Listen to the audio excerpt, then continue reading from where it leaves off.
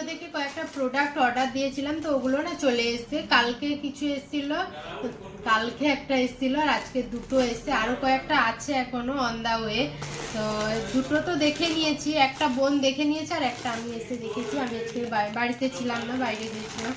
তো দেখো, এটা প্রথমে একটা প্রচন্ড নয়েজ আসতে পারে, একজন মার সঙ্গে এত জোরে জোরে কথা বলছে আর কি বলার নয়।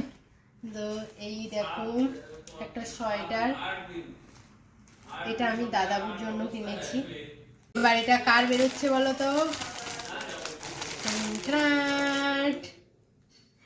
এই দেখো কিউট সোয়েটারটা, এটা আমাদের মিনির জন্য আর কার জন্য হবে।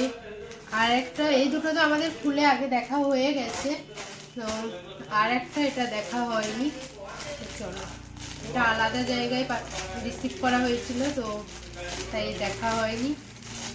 এটা কার জন্য আছে গেস করো তোমরা।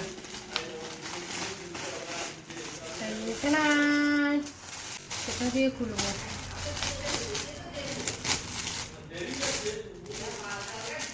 এই দেখো